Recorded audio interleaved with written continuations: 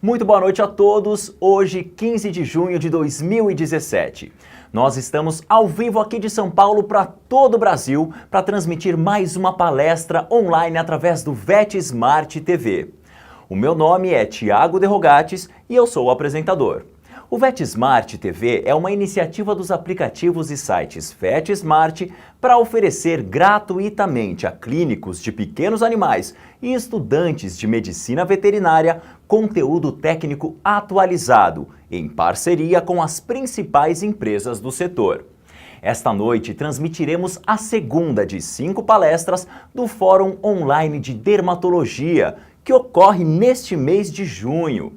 E o tema abordado de hoje será os desafios do manejo das piodermites, estudo de casos.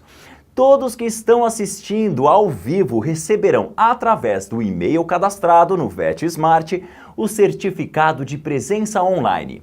E vale lembrar que o nome do seu certificado será exatamente o nome que você cadastrou no VET Smart.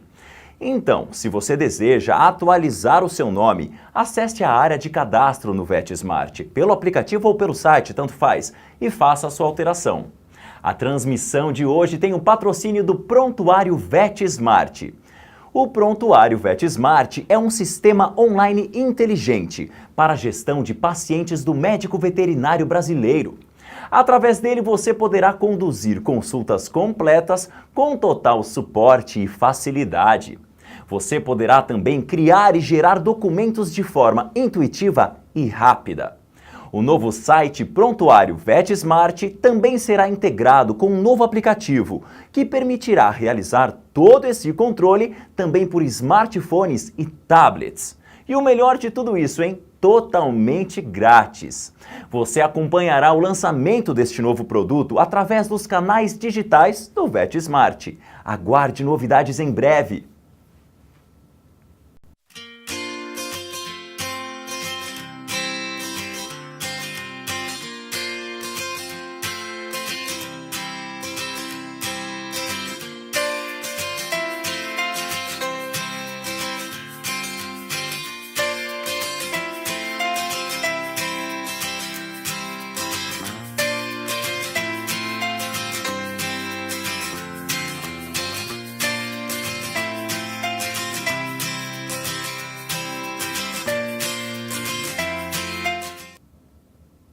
A palestra de hoje também tem um apoio da empresa Delta Life, que vai realizar o sorteio de uma câmera microscópica digital.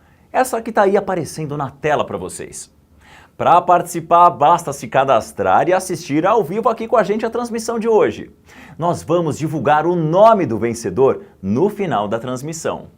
A Delta Life é pioneira em equipamentos hospitalares para uso veterinário, desde sua fundação em 2007.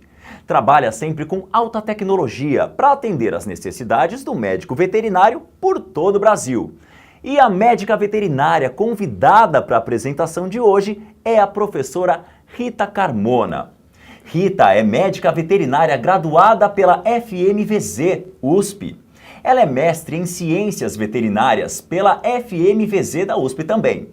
Professora adjunta de Semiologia e Clínica Médica de Pequenos Animais na FESB. Também é professora convidada dos cursos de pós-graduação em Dermatologia Veterinária da Equalis UAM USP. Ela foi médica veterinária contratada do Serviço de Dermatologia do Rovet da USP. Ela é responsável pelo Serviço de Dermatologia do Provet Aratãs. É sócia fundadora da Sociedade Brasileira de Dermatologia Veterinária e atual diretora científica. E ao longo da apresentação, você vai poder enviar suas perguntas para o WhatsApp, para o número que está aí aparecendo na sua tela ou que vai aparecer daqui a pouco. As perguntas serão encaminhadas para a nossa palestrante para serem respondidas posteriormente. Bom, eu vou passar a palavra agora para Rita Carmona, que vai conduzir a apresentação a todos vocês. Prazer, Rita. Prazer. Obrigado por estar aqui com a gente hoje. Eu que agradeço o convite, agradeço a presença, né? Estar aqui é uma honra. É uma honra nossa. Bom, e agora com vocês, Rita Carmona. Boa noite a todos. Hoje a gente vai falar de um tema que eu gosto muito. Quem me conhece sabe que eu gosto desse tema. E, na verdade, o piodermite, eu acho que faz parte da rotina dermatológica de todos nós, né? De todos nós que mexemos com clínica de pequenos, aqueles que se dedicam mais especificamente à dermatologia veterinária. A piodermite, ela está ali presente. Eu acho que é um grande desafio para todos nós tratarmos esses nossos pacientes. Então, para começar, né, conceitualmente, o que é a piodermite? Eu gosto sempre de falar em conceitos, porque acho que os conceitos nos ajudam no entendimento da doença, no entendimento dos casos, na condução desses casos. Conceitualmente, a piodermite é uma infecção bacteriana que se acessa na pele, tá? Gerando flogose, né? Esse é um conceito do Carlos Larson Júnior, né, que está no livro de dermatologia veterinária brasileiro. E o que na verdade é isso? Então, é uma infecção bacteriana que está ali presente na pele, gerando um processo inflamatório. Um outro conceito também da piodermite é uma infecção bacteriana tegumentar, que pode ser superficial ou profunda, quando ela atinge tecidos mais profundos da pele, e que tem etiologia primária ou secundária, mas é uma doença multietiológica, né? A gente tem que entender, ela não é simplesmente uma infecção bacteriana. E é uma das dermatopatias mais comuns na clínica de pequenos animais. Ela perfaz em cães mais de 50% da casuística dermatológica, até porque a gente vai ver lá na frente que as piodermites, elas cursam com outras doenças dermatológicas, a maioria das doenças dermatológicas.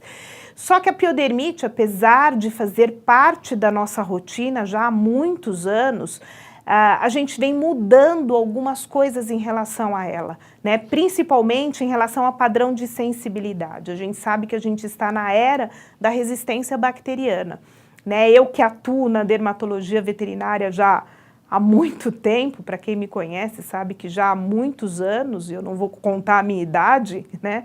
Mas antigamente a gente não se preocupava tanto com resistência bacteriana. Essa preocupação, ela vem mais ou menos de uns 10 anos para cá, e isso vem nos assustando, né, bastante, e vem fazendo com que a condução das piodermites, elas vem mudando, tá? E a gente tem que lembrar sempre muito disso. E um outro fator ainda é que os nossos pacientes caninos, o hábito de criação desses animais vem mudando também, né? Antigamente o cão ele vivia fora do domicílio, hoje a maior parte dos cães eles são intradomiciliados, eles vivem muito próximo a nós, eles dormem na cama, eles convivem muito mais estreitamente com a gente. E isso também pode ser uma preocupação, não que eu seja contra isso, muito pelo contrário, mas porque a gente pode trocar a microbiota. E se de repente a gente está favorecendo alguma seleção de resistência bacteriana nos nossos pacientes, isso pode também ter uma repercussão com a gente. Aqui a gente vê um trabalho, né, não é um trabalho muito recente, mas é um dos primeiros trabalhos que chamam atenção para a resistência bacteriana, né? Nesse trabalho ele cursa sobre toda a etiopatogenia da doença, as causas, o principal agente etiológico, que a gente vai ver lá na frente quem é, mas nesse trabalho ele já chama atenção para essa possibilidade, inclusive, de transmissão de microbiota, né, e de transmissão de resistência bacteriana para nós. Não é para a gente ficar assustado, mas nós como veterinários temos um papel muito importante, né, nessa doença e nessa possibilidade de transmissão de microbiota. Mas a gente vai falar um pouco lá na frente, um pouco melhor sobre isso, né? Falando um pouco de a etiopatogenia da doença, quer dizer, quando a gente fala em piodermite, não é simplesmente uma doença em que o paciente adquiriu uma bactéria e ele desenvolveu uma infecção. Na verdade, o desencadeamento dessa doença, ela é mais multifatorial. Na verdade, a gente tem que começar a encarar a pele como um órgão de proteção. Tá? Ela faz proteção. E por ser um órgão de proteção, ela também tem que ter os seus mecanismos de autoproteção. Então, se a gente olhar essa figura, eu acho essa figura muito explicativa, a gente consegue ver que a pele, Ela tem uma barreira mecânica, que é justamente formada pelos queratinócitos, né, principalmente pelos corneócitos que estão lá, que são células que estão formando a camada córnea. Entre uma célula, entre um corneócito e outro, a gente tem um material lipídico, tá? E nesse material lipídico, que seria a barreira química, a gente tem ali muitas substâncias que inibem crescimento de micro-organismos, tá? São as beta-defensinas, as catalicidinas, que justamente inibem crescimento bacteriano. E sobre a pele, a gente tem um conjunto de micro-organismos ali, que é chamado de microbioma, tá? Toda a pele é colonizada por vários micro-organismos que são protetores. Dentre esses micro-organismos que estão ali nesse microbioma, a gente tem o Staphylococcus, tá? Que é o principal, a gente vai ver lá na frente, é o principal micro-organismo envolvido nos casos de piodermite. E para esse micro-organismo crescer a ponto de causar uma infecção, essas barreiras elas têm que ser quebradas. Então a gente tem que ter perda dessa função de barreira cutânea, para que o Staphylococcus consiga se proliferar. Ele tem que vencer os outros micro-organismos que também estão ali na pele, que estão competindo com ele, tem que vencer uma barreira mecânica, tem que vencer uma barreira química e vencer uma barreira imunológica também. Tá? Essas bactérias, elas também, num primeiro momento, elas são reconhecidas pela imunidade inata e depois, posteriormente, pela imunidade adquirida. Então, é muito fácil a gente entender que para ter o crescimento bacteriano, todas essas barreiras elas têm que estar rompidas, umas mais, outras menos, mas elas têm que estar rompidas. Isso é muito importante a gente entender quando a gente for falar lá de manejo da piodermite, porque não é simplesmente a gente tratar o efeito. O que seria o efeito? O efeito já é o crescimento bacteriano. A gente tem que pensar quais foram os mecanismos que levaram a esse crescimento bacteriano e corrigir esses mecanismos, tá? Isso a gente vai abordar lá na frente quando eu for falar de manejo. Enfim, mas quem que é o causador aí da piodermite, né? Na maioria das vezes é o Staphylococcus que está ali presente, né? Na grande maioria, eu acredito que mais de 90% dos casos de piodermite nos cães é o Staphylococcus. E dentre os estafilococos que a gente tem como causadores, o principal é o Staphylococcus pseudo-intermédios, que faz parte da microbiota normal do cão, tá? Ele está ali presente em todos os cães. E por algum motivo, por uma quebra dessa barreira de proteção, a gente tem o crescimento do pseudo-intermédio. Então ele vai ser a principal espécie. Mas hoje a gente vê, até por advento de biologia molecular, a gente consegue perceber que outros estáfilos também podem causar infecções em cães. Então, por exemplo, o Staphylo aureus, que não faz parte da microbiota normal do cão. Ele está mais associado às infecções em humanos. Mas a gente vê com uma certa frequência piodermites em cães causadas pelo aureus. Mas a gente tem também outras bactérias aí emergindo ou surgindo como possíveis desencadeadores. Por exemplo, o Staphylo schleiferi, o Staphylo intermédios, que até pouco tempo atrás era muito confundido com o pseudo-intermédios, e em menor frequência o Delphine. Tá? Eu só vou fazer uma observação aqui, o Staphylococcus schleiferi, até pouco tempo atrás, ele não era acreditado como possível causador de infecções em cães. Hoje ele é considerado uma bactéria emergente, tá, no desencadeamento das piodermites em cães. Aparentemente ela não é tão patogênica, mas o problema é que quando acontece infecções por ela, o que a gente tem visto é que ela carrega muitos genes de resistência bacteriana. Normalmente, quando a gente tem uma infecção em cão pelo schleiferi, normalmente a gente tem muita resistência bacteriana. E em menor proporção, a gente tem outras bactérias ali também causadoras de infecções, por exemplo, a Pseudomonas, Proteus e E. coli. Mas normalmente essas infecções elas estão mais associadas a infecções profundas de pele, tá? Elas vêm secundariamente. Na grande maioria das vezes o agente aí, o vilão da história é o Staphylococcus. Tá?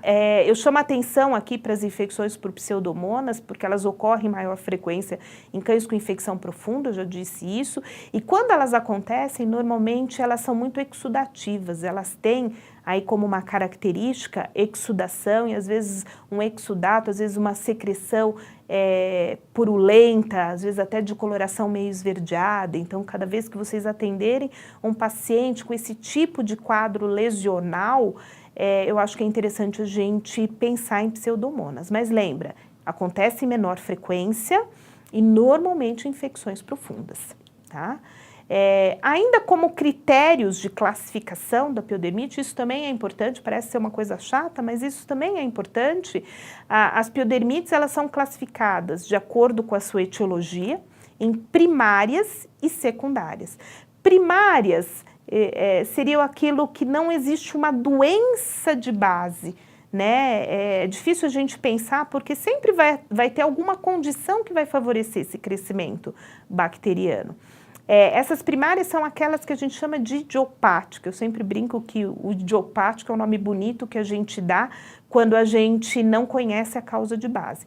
Mas a maioria dos nossos pacientes com piodermite, eles têm uma causa anterior, eles têm uma doença de base, que vai fazer com que ocorra piodermite. Isso é extremamente importante a gente pensar, porque se eu não controlo essa causa de base, ou se eu não investigo essa causa de base, eu jamais vou conseguir controlar os meus casos de piodermite. Eu vou tratar, né, com antibióticos, com antissépticos, e ela vai recidivar, porque eu não controlei a causa de base. Isso acho que é o mais importante. E ainda, de acordo com o seu aspecto clínico, as piodermites, elas também são classificadas em superficial e profunda. Superficial é quando ela apenas está acometendo a epiderme, tá? E muitas vezes o epitélio folicular, e a profunda quando ela já atinge a derme e às vezes até a hipoderme. Existia antigamente uma classificação que era piodermite de superfície, né, em que as bactérias elas estariam apenas colonizando essa pele, se multiplicando. Hoje a gente tem um conceito um pouco diferente desse tipo de situação. Então, basicamente, a gente classifica essas piodermites em superficiais e profundas. Isso é importante porque lá na frente, quando a gente for falar de tratamento, isso vai ter um impacto bastante importante na condução do tratamento, tá? Aqui a gente vê um quadro, né, com uma lesão, que é a lesão clássica da piodermite, que é a pústula. Tá? Então, essa lesão pustular, que seria a lesão clássica da piodermite, às vezes é difícil a gente encontrar, tá? Apesar dela ser clássica, no cão ela é muito efêmera, ela dura pouco, tá? Por quê? Porque a epiderme do cão é muito fininha, né? Ela é muito delgada, e isso faz com que, quando haja a formação da pústula, muitas vezes até pelo prurido, essa pústula ela vai se romper. Então, dificilmente a gente encontra lesões pustulares íntegras. O que a gente mais vê é esse tipo de lesão, que é a lesão que a gente chama em colarinho epidérmico. Então, se a gente for perceber aqui, a gente tem um quadro lesional formado por uma alopecia circular, e se você perceber, ela é toda bordeada por uma crosta que a gente chama de crosta melicérica. Se eu conseguisse levantar essa crosta dessa lesão, a gente ia ver uma secreção por baixo, parecendo um leite condensado até, né, que é o pus. Então, você imagina que ali existia uma pústula, ela se rompeu e ela formou essa lesão secundária. Outro detalhe importante aqui para a gente perceber, que se vocês olharem ao redor dessa lesão, a gente tem um halo eritematoso. Isso indica um processo inflamatório, muitas vezes um processo de hipersensibilidade. O Staphylococcus, ele é muito produtor de toxinas, são várias as toxinas bacterianas que estão ali envolvidas, e muitas vezes essas toxinas bacterianas, elas funcionam como hiperantígenos, elas fazem reações de hipersensibilidade. E esse é um dos motivos de que a maioria dos quadros de piodermite, eles são pruriginosos. Tá? Muitas vezes porque você tem uma doença de base, obviamente, que pode ser pruriginosa, mas a gente percebe que mesmo que eu tenha uma doença de base pruriginosa, quando você cursa com infecção bacteriana, esse prurido ele piora. Por quê? Por causa dessa reação de hipersensibilidade, muitas vezes causada pelas toxinas bacterianas. Aqui a gente já tem uma outra lesão, também em colarinho epidérmico, né? Aquela já é mais ressecada, a gente vê essas crostas melicéricas que na verdade é o pus ressecado, tá? E aqui eu tenho um outro quadro, tá? Bastante distinto. Esse é um Sharpei e ele tem simplesmente uma alopecia que a gente chama alopecia em roedura de traça. Parece que a traça passou e fez esse quadro alopécico. Se você perceber, a gente não vê aqui crostas, a gente não vê pústulas, às vezes pápulas, mas a gente não tem um quadro lesional muito característico. Isso é muito visto em pacientes de pelame curto, tá? Então, muitas vezes a gente fica buscando aqui a pústula, colarinho, e a gente não vai encontrar. E a gente tem que lembrar que animais de pelame curto, muitas vezes eles manifestam o quadro de piodermite dessa maneira, tá? Aqui a gente tem um outro quadro de piodermite também. Essa é uma piodermite, antigamente a gente dizia que era uma piodermite de superfície, hoje a gente classifica ela como uma piodermite superficial, que é a dermatite úmida aguda, tá? Ou lesão em hotspot, como vocês queiram chamar. Essa é uma lesão normalmente auto-infligida, ou seja, ela é desencadeada por prurido, mas muitas vezes ocorre em animais que não têm manifestação de prurido, tá? Muitas vezes, ela é muito comum, em Golden, em Labrador, no Rottweiler, já vi muito. Esses animais, eles são animais de pelame denso. E às vezes a umidade, a falta de aeração faz com que haja proliferação bacteriana. Só que essa é uma lesão extremamente inflamatória, muitas vezes dolorida. Esse é um dos poucos casos, inclusive, de piodermite, que muitas vezes a gente precisa fazer uso de corticoide para diminuir o processo inflamatório. Se a gente perceber, essa lesão ela está muito próxima ao conduto auditivo, e eu já vi várias vezes ocorrer esse tipo de lesão por conta de uma otite, tá? De uma otopatia. Então é sempre interessante, quando vocês se depararem com esse tipo de lesão, verificar: o paciente está coçando, ele está lambendo, existe uma outra condição que está fazendo com que haja esse prurido, porque simplesmente tratar essa infecção não vai resolver o problema, ela vai recidivar. Às vezes animais que ficam, o labrador, por exemplo, que adora entrar na água, fica úmido, ele vai ter muita ocorrência esse tipo de piodermite, que é a dermatite úmida aguda. E o nome já diz, ela é aguda, ela é de desencadeamento muito rápido, então temos que ficar muito atento. Esse é um outro paciente, é um DASH, tá? Você percebe uma alopecia, né, acometendo praticamente todo o dorso. Se a gente olhar esse paciente mais de perto, a gente percebe presença, além dessa alopecia, presença de pápulas, de crostas melicéricas. Você percebe que existe aí uma infecção bacteriana. Mas eu tenho que ir um pouco mais a fundo, eu tenho que lembrar. Normalmente essas infecções elas são causadas, elas têm uma outra doença de base, e você está se deparando com um quadro aí de uma foliculopatia bastante importante. Qual que é o grande causador dessas foliculopatias e muitas vezes com infecção bacteriana secundária?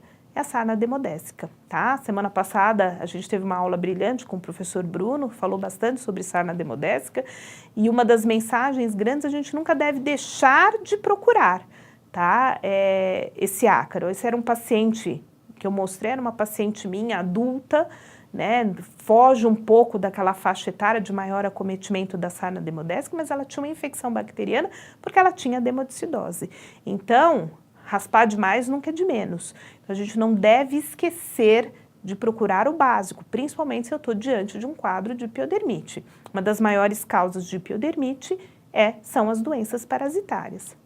Aqui a gente vê um outro paciente também com quadro alopécico, crostas melicéricas, mas se a gente perceber, ele tem muita formação de escamas. Aqui você tem uma lesão um pouco mais suja, né, muito descamativo, com pelame facilmente avulsionado. O que vocês imaginam que tem esse paciente? Esse paciente tem uma dermatofitose. É um animal adulto, mas é um animal imunossuprimido, ele tinha uma outra doença sistêmica, ele é um nefropata, e ele teve dermatofitose, confirmado pelo exame micológico.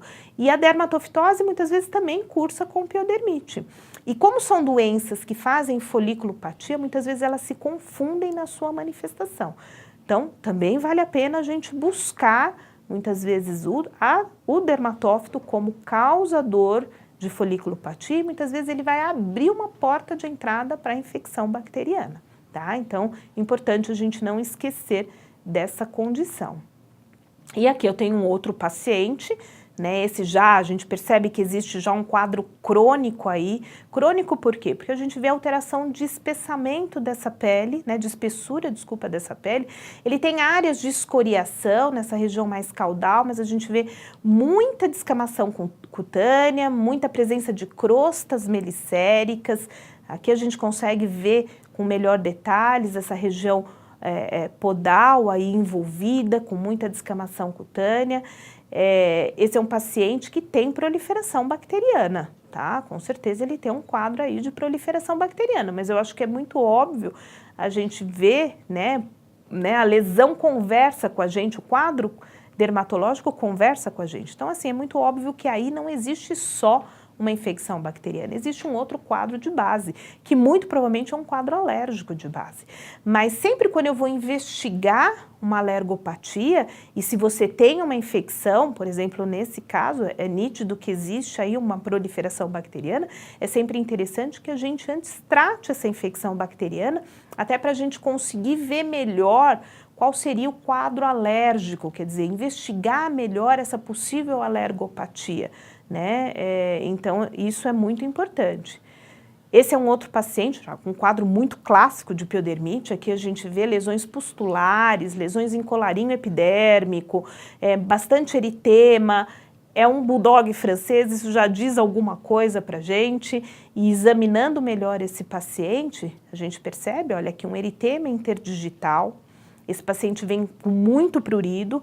Volto a dizer, a piodermite é uma doença que pode ser bastante pruriginosa, porque normalmente o Staphylococcus ele é produtor de algumas toxinas bacterianas que fazem reação de hipersensibilidade, mas as doenças pruriginosas, elas também fazem com que haja maior infecção bacteriana.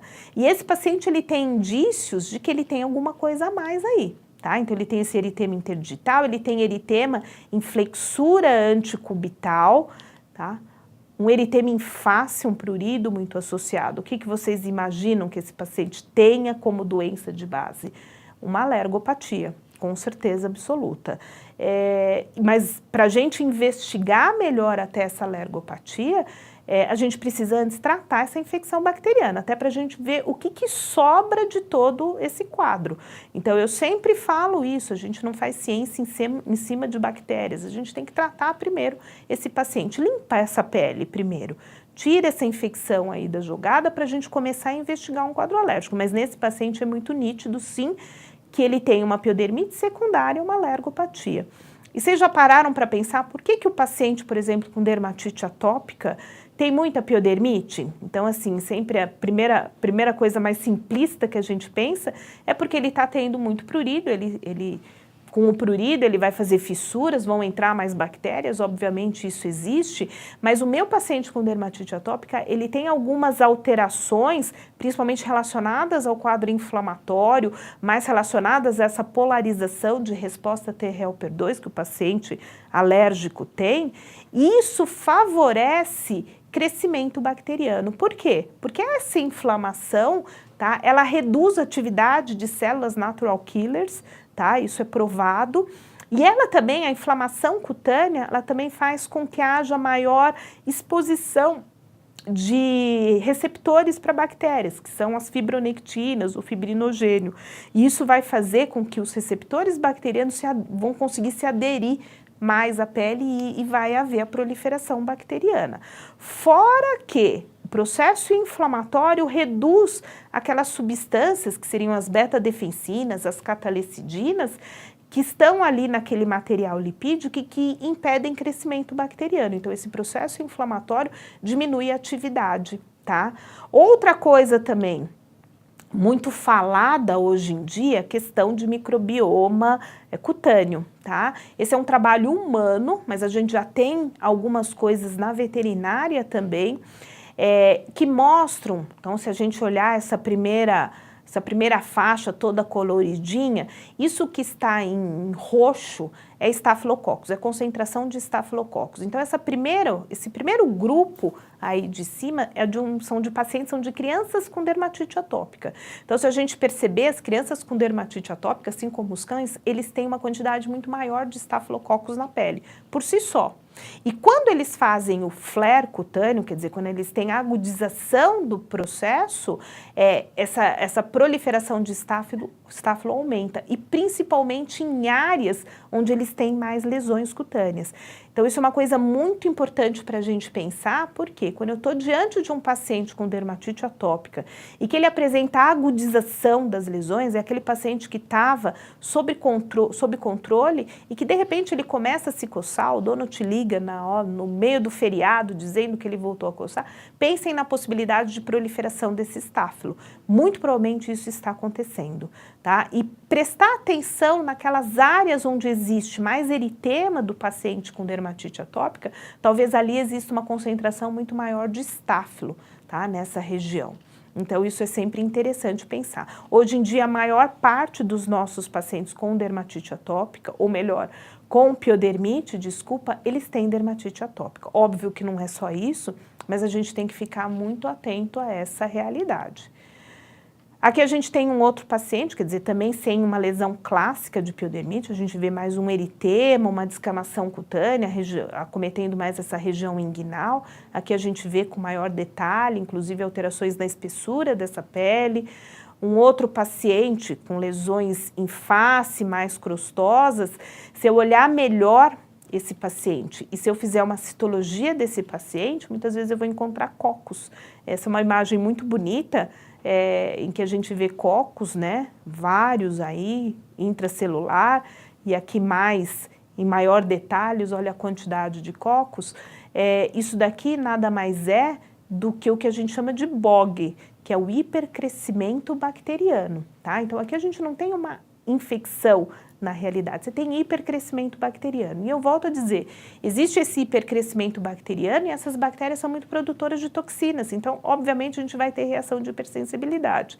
E esse é um quadro lesional que confunde, quer dizer, macroscopicamente, muito com o quadro de malacesiose, né? E a única maneira que a gente tem para diferenciar se esse paciente ele tem crescimento de malacese, que seria o MOG, e crescimento de bactérias, que seria o BOG, é através do exame citológico.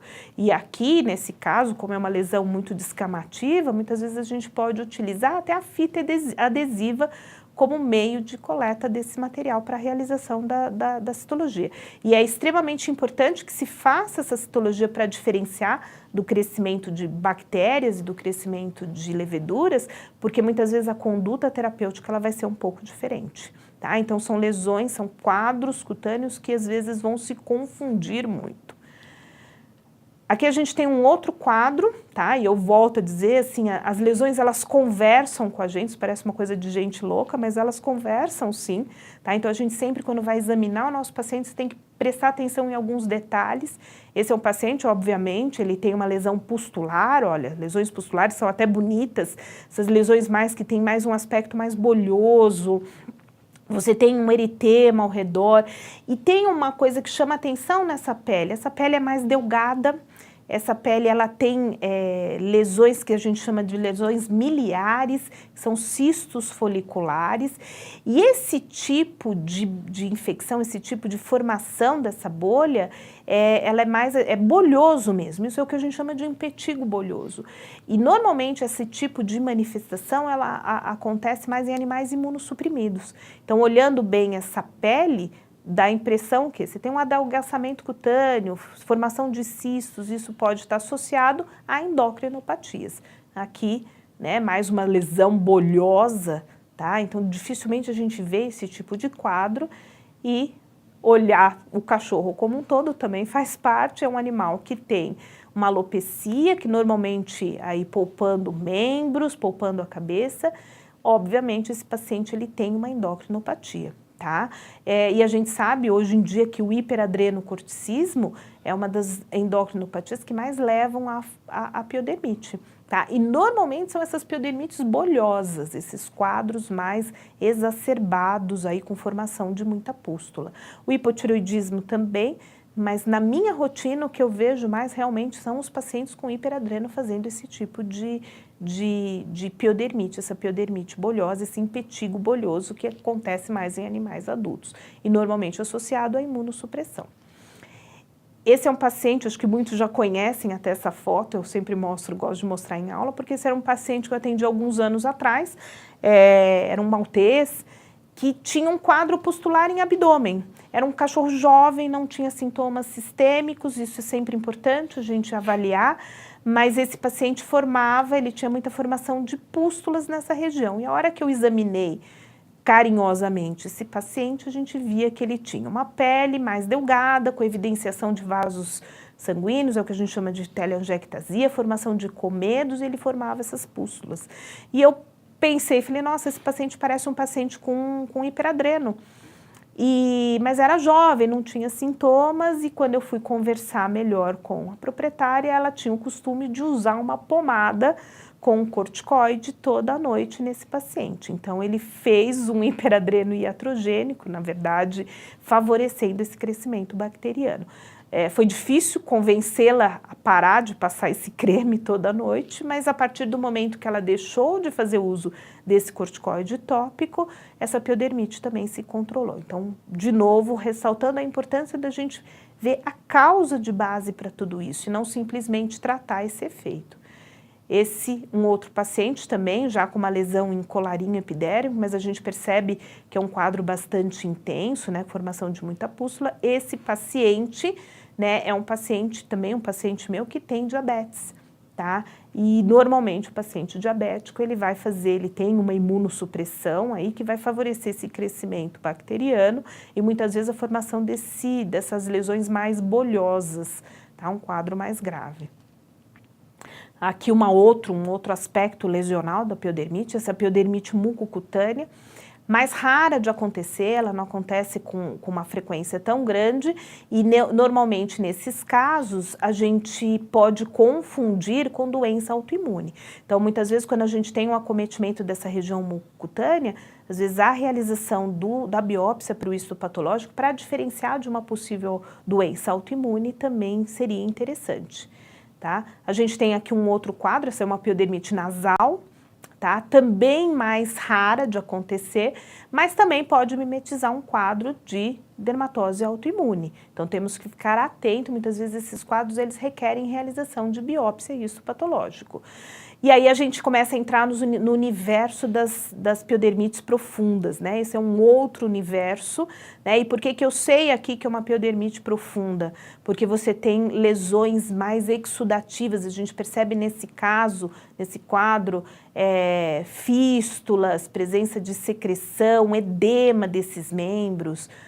Olha aqui um outro paciente já com uma alteração bastante importante de espessura da pele, formação dessas lesões que a gente chama lesões violáceas, tá? Que indicam, olha aqui um outro paciente, esse é um pitbull que também é um quadro à parte aqui, as piodermites do pitbull, porque aqui você tem uma etiopatogenia bastante peculiar dessa raça, obviamente aqui a gente tem um envolvimento de sol, né, da luz solar, da dermatose actínica, levando essas lesões, mas aqui eles fazem um quadro muito exacerbado, um quadro bastante inflamatório, tá, que muitas vezes até só é controlado, obviamente depois que a gente controla a infecção, mas só é controlado com o uso de imunomoduladores. Muitas vezes nesses quadros a gente faz uso de ciclosporina, às vezes até de corticoide para diminuir essa reação inflamatória, essa reação granulomatosa, tá? Mas sempre interessante nessas raças a gente buscar um fator, né, dermatose actínica, muitas vezes até carcinoma,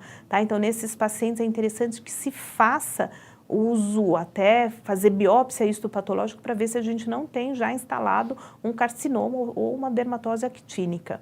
Esses pacientes eles não deveriam ficar ao sol, né? Então, muitas vezes é isso o fator desencadeador dessa piodermite profunda nesses pacientes. E as pododermatites, tá? Que muitas vezes elas estão relacionadas a quadros seborreicos, a quadros alérgicos. Tem paciente que tem muita tendência, então você pega o bulldog, eles têm muita tendência à formação desses cistos, né? Com muita exudação. Isso é uma piodermite profunda, Tá? E lembrar que nesses casos, essas pododermatites também podem estar associadas à sarna demodécica. Tá? Então a gente não esquecer de verificar a possibilidade do Demodex aí envolvido. Bom, como que eu faço o diagnóstico, tá, de piodermite? O diagnóstico da piodermite ele é essencialmente clínico, por isso que eu fiz questão de mostrar várias dessas fotos aí para vocês, porque é olhando, é conversando com a lesão que a gente entende melhor o quadro. Mas em algumas situações a gente vai precisar fazer uso de alguns exames. Tá? Então, por exemplo, a citologia, eu mostrei aí algumas situações em que a citologia vai ser bastante importante e até a histopatologia. A histopatologia aqui, ela não serve para diagnóstico, a maioria das vezes, não para diagnóstico da piodermite, mas para a gente verificar algum quadro talvez de base, a existência de uma dermatose actínica, e então a gente vai precisar diferenciar de pênfigo foliáceo, que também é uma doença pustular e que muitas vezes a gente precisa diferenciar da piodermite, mas não é habitual, tá? Agora, eu chamei a atenção para vocês que hoje a gente vive na era da resistência bacteriana. Tá? Então, muitas vezes a cultura e antibiograma, sim, vai fazer parte da nossa rotina de avaliação do paciente. Não para diagnóstico, mas para condução terapêutica. E lembrar que hoje a principal forma de resistência do Staphylococcus, ela está ligada ao gene MECA, que é um gene, né, que codifica a formação de uma proteína, que é a PB2A, que faz baixa resistência aos beta-lactâmicos. Então, os estafilococos que têm esse gene no seu material ali, ele não vai ter afinidade para beta-lactâmicos. E a maneira que a gente tem mais fácil de avaliar é através da presença desse gene MECA, é a sensibilidade a 2 antibióticos, que é a oxacilina e a cefoxetina, quando eu tenho infecção por Staphylo aureus. Então, sempre é importante, quando eu for fazer cultura e antibiograma, solicitar a sensibilidade a esses 2 antibióticos. Aqui, brevemente, só para mostrar para vocês, foi um trabalho realizado por uma colega lá do Provet, a Fernanda Medeiros, em que ela fez um levantamento de todos os resultados de cultura durante um período de tempo. Então, só para chamar a atenção aqui novamente, o Staphylococcus pseudo-intermédios foi a espécie mais avaliada e se vocês conseguem ver aí, o Staphylococcus schleiferei foi aquele que carregou mais resistência bacteriana. Tá? Apesar dele não ser o mais comum, mas quando ele acontece, ele vem com muita resistência bacteriana. E uma pergunta que eu faço, a pergunta de $1 milhão aí, que eu faço para vocês, quando você está atendendo um paciente, como que você sabe quem tem resistência bacteriana e quem não tem? Pelo aspecto lesional? Não. A única maneira que eu tenho para saber se esse paciente ele tem ou não tem resistência bacteriana é através da cultura e antibiograma. Só que a gente não faz cultura e antibiograma em todos os nossos pacientes. Até poderia, não teria problema nenhum. Mas a gente tem alguns critérios para seguir. Então, por exemplo, pacientes que estão tomando antibiótico há pelo menos 2 semanas e não tem uma regressão de 50% dessas lesões, a gente precisa fazer. Pacientes que já tiveram histórico de ter tido outras infecções e foram resistentes, a gente precisa fazer. Pacientes que você está fazendo o tratamento e que você encontra ainda em citologia, cocos, você precisa fazer. Então, existem alguns critérios aí que a gente vai fazer. E sempre quando eu faço, isso daqui é uma cultura e antibiograma, esse é um modelo, isso é um quadro real, tá? A gente vai ver qual é a bactéria, então aqui a gente vê que é o Staphylococcus, aqui foi o schleiferei, e eu vou direto na oxacilina. A oxacilina, ela vai remeter àquela presença do gene MECA, que dá baixa afinidade aos beta-lactâmicos. Então, por exemplo, neste caso, tá? A gente tem aí resistência à oxacilina. Então, se tem resistência à oxacilina, o que eu tenho que saber? Eu não posso usar nenhum beta-lactâmico, mesmo que no exame de cultura ele dê sensível, tá? Ok, então vamos começar a tratar os nossos pacientes com piodermite. Eu costumo seguir essas diretrizes de tratamento da piodermite, eu acho que é sempre interessante a gente ter isso é aberto, inclusive, para todos nós. E o que se diz nessas diretrizes? Primeiro de tudo, a gente tem que pensar, cada vez que eu estiver diante do meu paciente com piodermite, eu tenho que saber se eu vou como que vai ser a abordagem? Eu vou tratá-lo só com tópico ou eu vou usar tópico e sistêmico? Lembra, a gente está na era da resistência bacteriana, então a gente não pode sair a torto e a direito tratando com antibiótico sistêmico. Então, um conselho que eu dou, a primeira coisa, você vai olhar para o seu paciente e você vai se perguntar, esse paciente ele precisa só de tratamento tópico ou ele vai ter que fazer associação dos dois?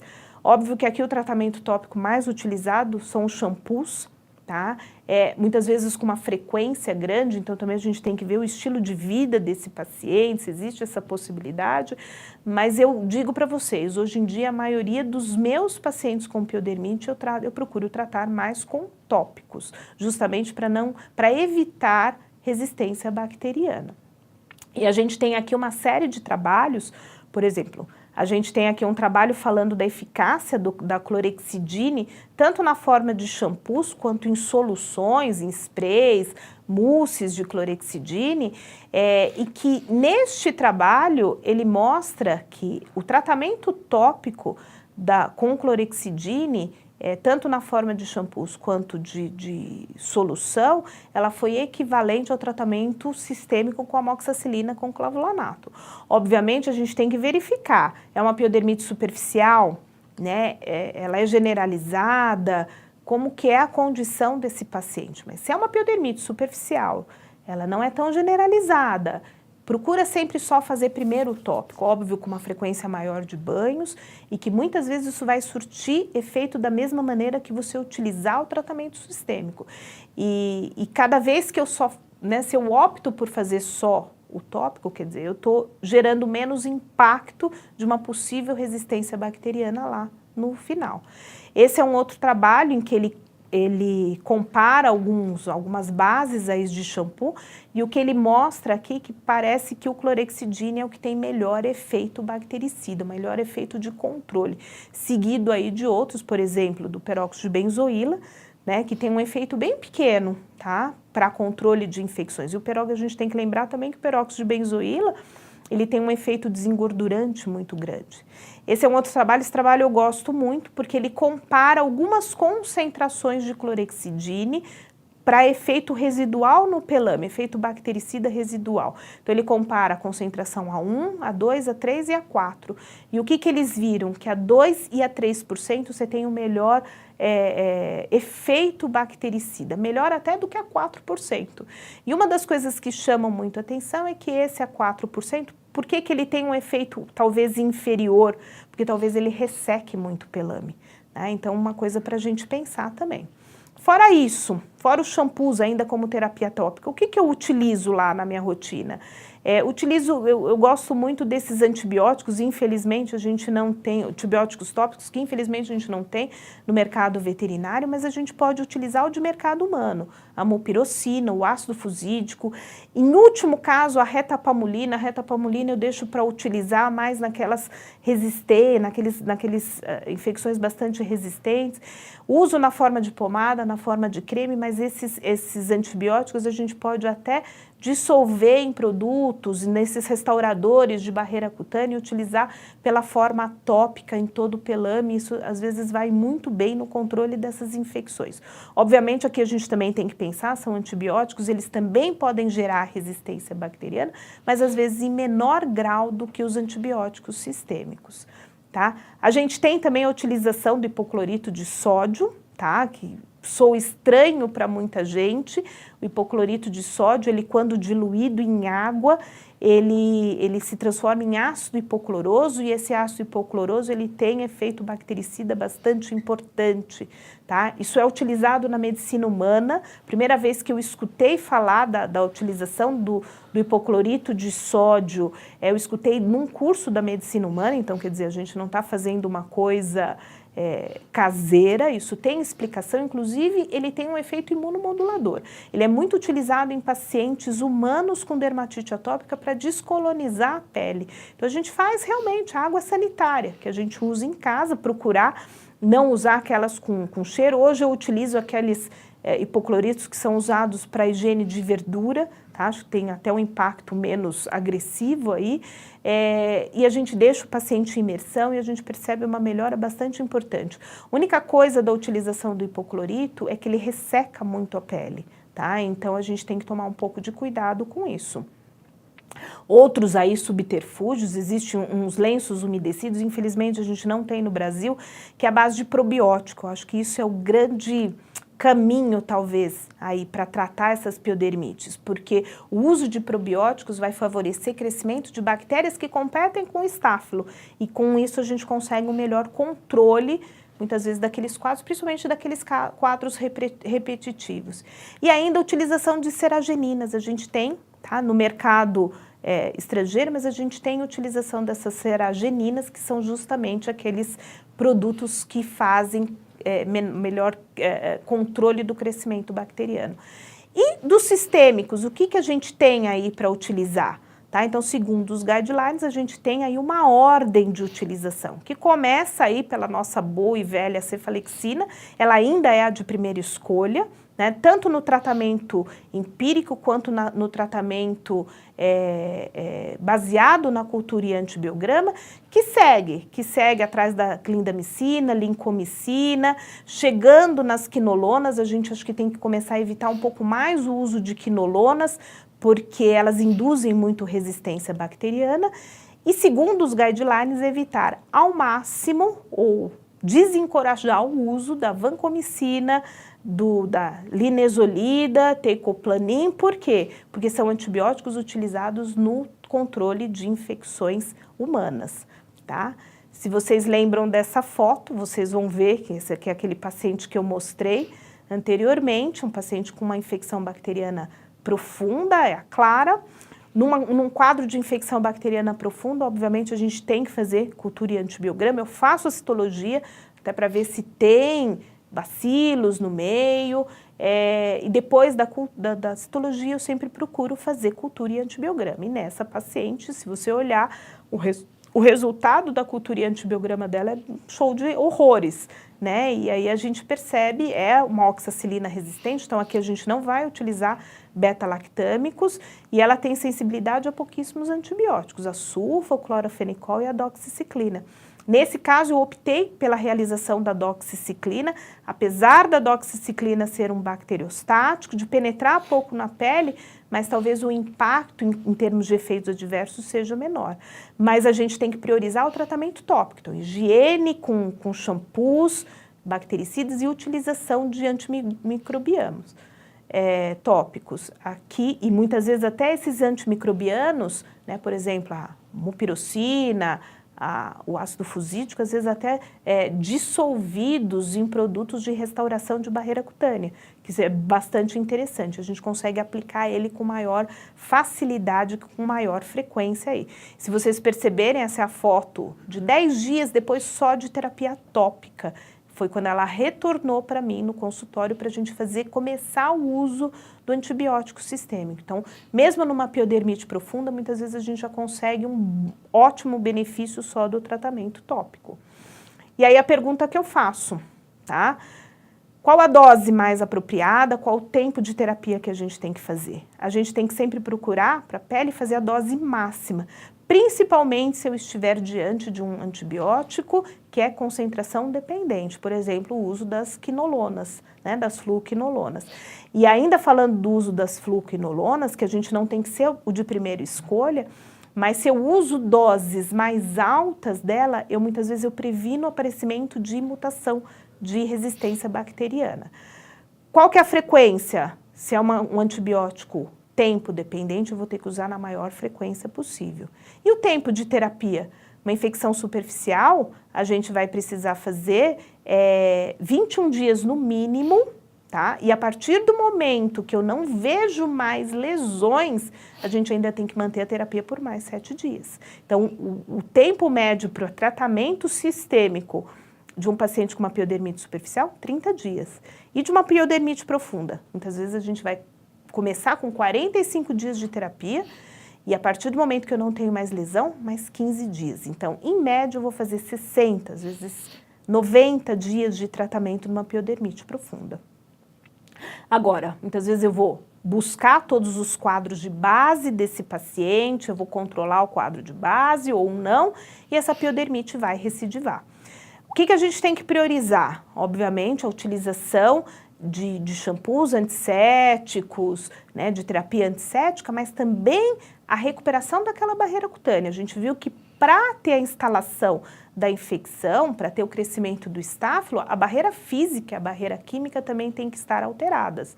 Então, a gente não pode se deixar, né, de lado essa restauração de barreira cutânea. Isso é extremamente importante no paciente, mesmo que ele não seja um alérgico de base, tá? Hoje, cada vez mais, eu estou priorizando a manutenção dessa barreira cutânea, talvez até mais do que a utilização crônica de antissépticos, de shampoo antissépticos, apesar da literatura recomendar o uso prolongado desses shampoos antissépticos. E mesmo assim, quando ela recidiva, esse é um grande tormento para todos nós, o que a gente tem aí a mais para fazer? A gente pode tentar fazer uso de imunoterapia, né, a utilização das vacinas. Hoje, a única vacina que a gente tem aí disponível, que mostra uma melhor eficácia, é uma vacina americana. A gente tem ela, mas aqui importada, que é o Staphylococcus lisate, que é um lisado bacteriano e ele utiliza o Staphylo aureus, né, que não é a principal bactéria envolvida na piodermite dos cães, mas parece que ela faz uma reação cruzada com pseudointermédios. E a ação dessa vacina é uma ação imunoestimulante. A gente não sabe muito bem como ela funciona, mas aparentemente, alguns trabalhos aí recentes mostraram que ela faz uma mutação, aparentemente de alguma expressão de alguns genes que produzem mais substâncias que protegem, mais substâncias, principalmente interferon gama, que fazem mais proteção de proliferação bacteriana. Eu uso, tá? Uso menos do que eu gostaria por causa do custo, ela é bastante custosa, mas eu tenho uma eficácia de mais ou menos 60% a 70% no controle dessas infecções bacterianas. Ela não é a única ferramenta nesses pacientes, volto a dizer, a gente tem que fazer controle tópico, talvez até para o resto da vida, buscar a causa de base, mas naqueles pacientes que fazem muita recidiva, ela pode ser uma ferramenta importante, tá? O protocolo que eu utilizo, existem outros protocolos aí, mas eu começo com uma dose inicial 2 vezes por semana e depois eu vou reduzindo gradativamente o intervalo, aumentando, desculpa, o intervalo entre essas administrações. O tempo mínimo para o tratamento aí varia mais ou menos de 10 meses, 1 ano, e eu tenho pacientes que eles não querem nem tirar a vacina. Essa não é uma ferramenta para curar essas doenças, né, essa piodermite de repetição, ela é mais utilizada nas piodermites de repetição de origem idiopática, mas ela às vezes melhora, tá? Ela melhora esse tipo de ferramenta aí, talvez espaça mais essas recidivas. O único grande problema aí dela é o custo, realmente o custo acaba sendo mais alto, então às vezes a gente usa menos do que a gente gostaria. Para o futuro, né, já na medicina humana, eles têm aí alguns estudos com com vacinas, desculpe, que são neutralizadores de toxinas bacterianas e que diminuem a aderência dessas bactérias aos receptores celulares. Isso talvez para o nosso futuro seja interessante. Eu acho que a gente ainda tem algumas coisas além aí do estafege para pensar no futuro. Talvez uma vacina mais com estáfilo pseudointermédios, e eu acho que a gente está precisando realmente dessas ferramentas. Para terminar, eu acho que em considerações finais aí, eu acho que o mais importante dessa aula é lembrar que o estáfilo pseudointermédios é a principal bactéria envolvida nas piodermites e normalmente ela vem crescendo por conta de uma causa de base, de uma outra doença dermatopática de base. Que se a gente não investigar essa doença dermatológica, a gente não vai conseguir controlar. Simplesmente utilizar antibióticos, né, ou tratamento dessa infecção, talvez não seja a única coisa para a gente fazer. Lembra, sempre existe, busca essa causa de base. Lembra que cada vez mais a gente está vendo resistência bacteriana. Eu tenho pacientes que, às vezes eu pego o resultado de cultura e antibiograma e eu tenho vontade de chorar. Nesses pacientes a gente vai precisar cada vez mais fazer uso de tópicos, mas essa é uma grande preocupação. Preocupação, inclusive, em saúde pública, porque a gente não sabe o quanto que está tendo de troca de microbiota. e usar prudentemente os antibióticos. Foi a gente que causou, a gente, eu digo, não só nós veterinários, mas os médicos também, causamos essa ocorrência enorme de resistência bacteriana. Então, a gente tem que usar de uma maneira mais prudente esses antibióticos. Muito obrigada, tá? Eu espero ter passado aí o recado. É um tema bastante amplo, acho que a gente poderia ficar aqui 5 horas falando de piodermite, eu ficaria com certeza, com todo o prazer. Eu gostaria novamente de agradecer o VetSmart pela oportunidade, falar de um tema tão bacana, né, e tão frequente aí pra gente, tão desafiador também ao mesmo tempo pra gente.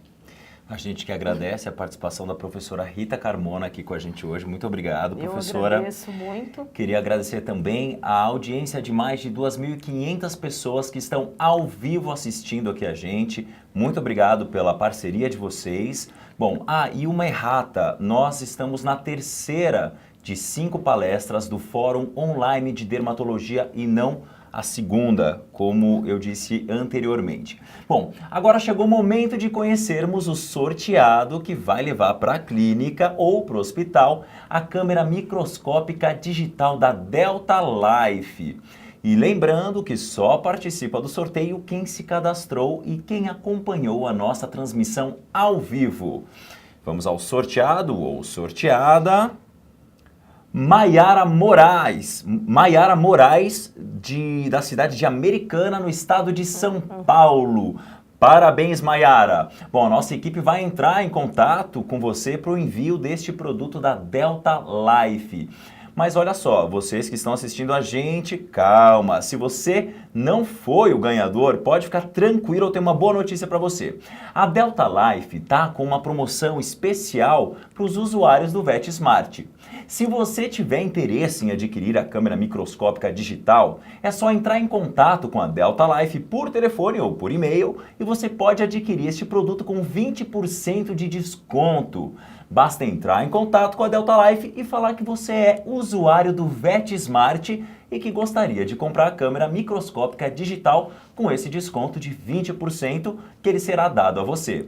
O número de telefone e e-mail de contato estão aparecendo aí na sua tela. Aproveite! Bom, a nossa transmissão chegou ao fim. Eu espero que o nosso conteúdo de hoje tenha sido de muita relevância para a rotina dos nossos colegas médicos veterinários por todo o Brasil. Eu agradeço em nome da Delta Life, do Prontuário VetSmart e de toda a nossa equipe. Tchau, professora. Tchau, muito obrigada. Muito obrigado pela sua presença e pelo seu conhecimento compartilhado aqui com a gente hoje. Nós nos vemos quinta-feira que vem, neste mesmo horário, com o professor Ronaldo Lucas, que ministrará ao vivo a palestra sobre diagnóstico e terapia das otites. Estudo de casos. Uma boa noite a todos e até semana que vem.